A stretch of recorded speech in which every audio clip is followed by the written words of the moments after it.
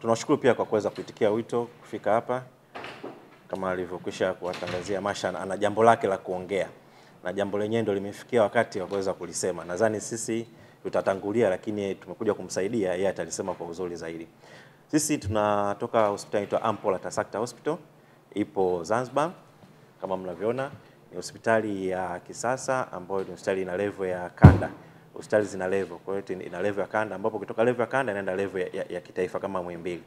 Kwa hiyo hospitali yetu inahusika na kutibu watu, ina madaktari ambao wanatibu tiba mbalimbali. Sawa, kuna madaktari bingwa wa magonjwa ya ndani, madaktari bingwa wa magonjwa ya mfumo wa tumbo la juu, madaktari bingwa wa magonjwa ya uzazi na masuala ya wanawake, tuna madaktari bingwa wa magonjwa ya mfumo wa mkojo na idara mbalimbali. Pia tuna vifaa tiba vya kisasa kabisa ambavyo kwa Zanzibar tunaamini sisi ndio watu pekee ambao tulivyokuwa navyo. Tuna, kama mnafahamu, kuna huduma ile ya kusafisha au kutoa vimawe kwenye figo, kidney stone kwa lugha ya Kiingereza. Sisi tunajivunia kwa Zanzibar ndio hospitali ya kipekee, hata kwa bara huku ni hospitali zipo chache sana kama Muhimbili na KCMC. Kwa hiyo tunafanya huduma hiyo ya kutibu vimawe kwenye figo kwa kutumia mashine inaitwa ECWL. Ni mashine maalum ambayo haitumii procedure au yani amna popote unakatwa, ni mashine ambayo inatumia mawimbi mtetemeko. Sawa, lakini vile pia tuna mashine ambayo kama mnaonaga wachezaji wanafanyaga mazoezi wakisajiliwa kwenye timu fulani, wanapima moyo nini, kama wanakimbia, inaitwa yani stress ECG. Sawa, ile ni kwa ajili ya kupima masuala ya moyo na nini, sasa wanatumia kwa wachezaji mara nyingi. Na kwa ujumla sitaweza kuongea kwa vyote, ni hospitali yetu ni hospitali ya kisasa, ina madaktari bingwa wapatao idara 14, yani kada 14 na vifaa tiba vya kisasa kabisa. Tupo Zanzibar, mji mkongwe, tunasema Stone Town, Vuga Street, karibu kabisa na hospitali ya Mnazi Mmoja au Wizara ya Afya. Na kipekee kilichotuleta leo ni moja ya tiba au madaktari bingwa ambao wanatoa huduma zetu katika hospitali yetu. Na kitu hichi ambacho kimekuwa kigeni kwetu Tanzania, mara nyingi vinafanyika China, Uturuki na kwingineko. Nadhani wataongea madaktari kwanza, afu Masha atakuja kuelezea baadaye kitu ambacho alituitia yeye. Na labda nielezee kwa ufupi, daktari waliokuwepo hapa leo, unamuona mheshimiwa, yeye daktari bingwa wa matibabu ya masuala ya urembo. Sawa, masuala ya urembo kama Masha mnavyomuona hapa, masuala ya urembo wa sura, mwili kwa ujumla. Kusema urembo wa mwanamke tunazungumzia pia hata urembo wa matiti. Sawa, unajua matiti yanavyokaa pia ni urembo wa makalio na shepu pia mwanamke, na masuala makovu, mikunyanzi, tunatoa masuala ya uzee, kuotesha nywele kwa wanaume, yote ni masuala ya urembo. Sasa tumezoea watu wanaenda labda saluni au kuna wataalamu ambao wamesomea tu kidogo, lakini kumbe haya mambo ni kuna kusomea darasani, daktari kabisa ndio ambao wanafuata Uturuki na China.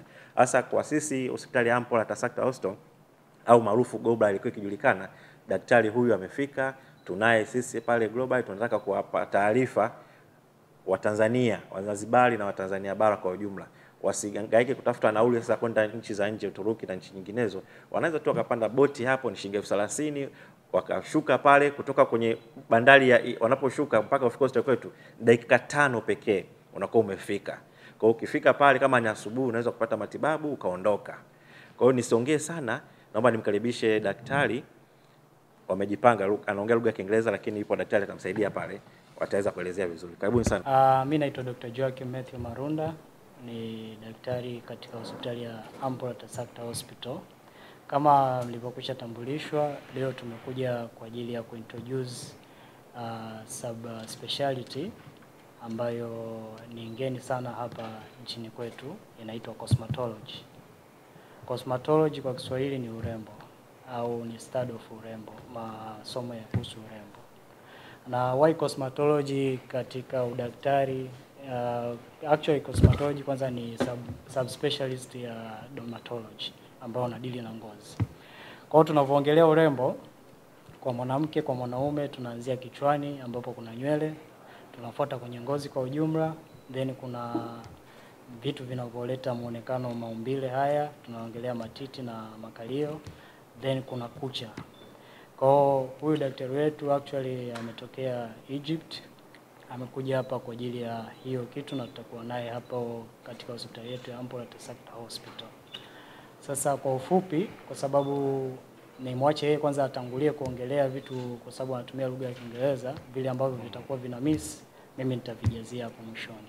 This brand new branch of medicine, it helps us get to have good skin, good hair, good nails, not to age quickly. So this is the meaning of cosmetology, that we, all of us, want to look better, want to look younger, want to look healthier. We don't want to look old. So we're trying our best not to age quickly, and this can be done easily through many medical conditions and medical procedures. It doesn't take too much risk. It's not like using surgery. All our procedures are made through the skin. As you know, the skin is the biggest part and biggest organ of our body, so it's considered an organ. Yes, some people wonder, skin? Yes, skin is considered in medicine as an organ, and it can also be helpful for other organs. You know, this Louis Pasteur in 1950s, he was doing a demonstration on how to administer some drugs to a deaf patient, and accidentally this deaf patient has become cured from his deafness. He wasn't able to hear, and Louis Pasteur discovered that new medication and new revelation can be done through the skin. So we can also use the skin as a way to cure diseases as deafness and other diseases that can be very hard to treat in the past, but now in recent medicine these conditions can be treated. Especially when you have a skin problem, it indicates that you are having an underlying problem. Sometimes when you have like liver toxicity, you find that the color of the skin is turning into yellow. That's called in medicine jaundice. When you find this discoloration of the skin, this means that there is an indication of something wrong in your liver. So many diseases can be diagnosed or spotted on the skin, so we have to treat and diagnose the underlying condition that's causing the skin problem. That's the difference between cosmetology and spa and other salons. So we don't just give superficial treatment to the skin. We actually diagnose, find out the real problem. If the patient is doing contraceptive pills, if she is doing corticosteroids injection, this will be affected on her skin. So we have to treat the underlying condition first before we treat the present condition. So it needs a medical experience, it needs a medical background, and it needs a various experience in various techniques. First, we start by treating, you know, most ladies have problems with hair loss, and there are problem with you know, discoloration maybe under the eyes, halos around the eyes. Sometimes once they get beyond 40 years, they start losing subcutaneous fat, they start looking a little bit older, this nasolabial fold starts to appear. So we try to administer new techniques, and it's very easy that we withdraw some blood from the same patient, and we centrifuge it, and we collect the PRB, which is the plasma-rich platelets part of the blood, and we inject it into the hair, the areas that are scarce. And you can also use for men if they want to increase the beard content. So you can also use it for the face, for men, of course, only. We can also use PRB for facial rejuvenation. We can use inject it for the lips to make it bigger. And we can also inject it into the cheeks to make it look bigger and wider. Also, the most important thing that most people complain of is the nasolabial folds. When you get old, you start having these lines or other lines here. So we can also treat this, you know, this aging process with PRP. Its result is very wonderful. It appears after 2 or 3 days. It can last up to 2 weeks. Sometimes we do filler. This is another maneuver. If a patient wants to look younger and stay for much longer than 2 weeks, we can use filler. This is a monosodium glutamate substance. It's a substance that's it's like the substance that's used in cartilage, that's present in the cartilage of the knees, natural substance. Yeah, so it's like it's like similar to the cartilage content in the body, but we inject it into the cheeks, into the lips, and I can also make the chin. This will make a whole lot difference in appearance for the client that wants to rejuvenate and improve the way they look. Other than that, we can find wrinkles. There are horizontal and longitudinal wrinkles, especially in the area of the forehead, all around the eyes. It's called crow's feet wrinkles, all around the mouth. It goes like when somebody ages or loses weight, so the face start to have wrinkles. We can also inject PRP, or also we can inject Botox. What is Botox? Botox is a substance that's been driven from botulinum toxin. Botulinum toxin, it occurs when you have like a can and it's expired. So it's like this, you find the can is about to explode. That's called Clostridium tetani toxin. We extract medically, very, very minimal amount of this bacterium. It's been already authorized by FDA that will be injected into the areas where muscles are. So we have here frontalis muscle, we have here muscles around the eye. We don't have to go through medical conditions. About Botox, it relaxes the muscle, so the muscle becomes straight, so we don't have wrinkles around in this forehead area or any other areas in the face. Actually, daktari alichoongea ameintroduce uwepo wake hapa na kwa nini hizi huduma zetu tunaenda kuzitoaje na zinamsaidia vipi mtu na mtu ana benefit vipi kutokea na huduma zetu. Cha kwanza, actually hizi huduma zetu zinasaidia kwenye kitu kinaitwa rejuvenation, yani kwamba kuna mfanya mtu anakuwa na muonekano ule wa ujana hata kama umri umeenda, kwa sababu impact ya ujana impact ya uzee kadri umri unavyoenda una affect skin, una madhara kwa skin, so madhara actually unafanya skin inaleta makunyanzi na ile michirizi. Kwa hiyo kuna huduma yetu moja ambayo inaenda ku clear hiyo michirizi. Huduma yetu ya pili ambayo ni imebase kwenye plasma injection, ambayo plasma injection ni vitu vinapotokea naturally. Actually mgonjwa akija pale hospitali anatolewa damu yake, na plasma ni protein ambazo zinapatikana kwenye mwili wa binadamu, na protein kama ambavyo umeshasikia kwenye afya za kijamii za kila siku, kazi yake ni kujenga mwili. Kwa hiyo inatolewa ile, anainjektiwa, inakuwa safi kabisa. Also vitu vingine, kuna fillers, kuna botox injection. Kwa hiyo huduma zetu tuanze moja ni kwa ajili ya nywele za kichwani na ndevu. Nywele zinawekewa virutubisho, zinaota faster na zinakuwa na ukakamavu. Inakuja kwenye uso ambayo ni hiyo michirizi inatoa. Kuna vile vipele vispot kama chunusi, kuna watu wanapewa mafuta tofauti tofauti, wamejaribu sana kutumia, lakini kwa huduma yetu hii inakurahisishia. Kwa nini mtu asiki huduma yetu asiende kwamba saluni, asiendelee kutumia mascrub? Ni kwa sababu this is a medical field. Kwa hiyo hizi mambo tunazoenda kufanya ni kisayansi, zimekuwa proven, na impact yake actually ni time limited.